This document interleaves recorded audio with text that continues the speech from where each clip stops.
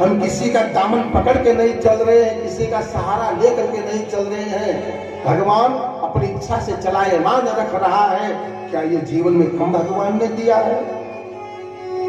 अरे भगवान के लिए तो वो कहे जिसको पांव नहीं दिया है, जिसको बोलने के लिए जीवा नहीं दिया है, जिसको कर्म करने के लिए हाथ नहीं दिया है, वो भगवान से फरियाद करे तो मानने की बात है। हमको वास्तव परमात्मा ने पूर्ण दिया है, उसमें ही आनंदमय रहे। आइए इसी भाव से हम आप भगवान की सुंदर पावन कथा में प्रवेश करते हैं।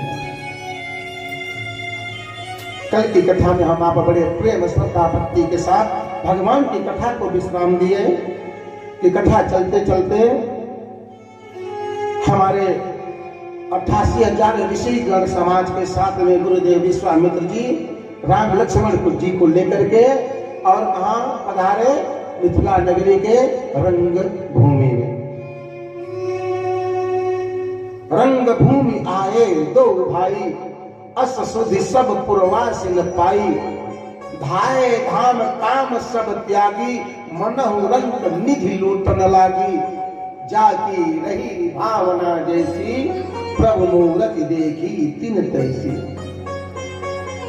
विदेह महाराज जी के वहां राजसभा में सब बड़े बड़े राजा महाराजा यक्ष गंधर्व नाग किन्नर यहां तक कि देवता भी अपने अपने रूप को बना करके पधारे हैं। उस सीता जी के स्वयंवर में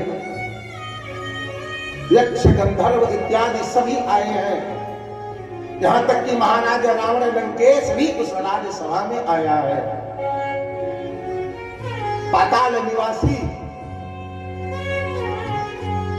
बलि पुत्र बाणासुर भी आया है।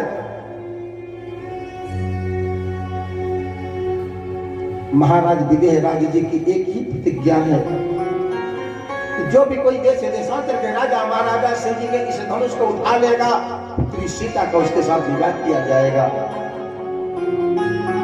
सुनते ही बारी बारी से पर कर बांधी उठे अकुलाई। पर कर अर्थात अपने अपने कमर को कसते हुए बांधते हुए अपने अपने इष्ट देवों का नाम लेकर के बारी बारी से शिव जी के धनुष को उठाने का बरबस प्रयास करते हैं। लेकिन शिव जी का धनुष अपने स्थान से तिल मात्र भी नहीं हिलता है, उठना तो दूर की बात है।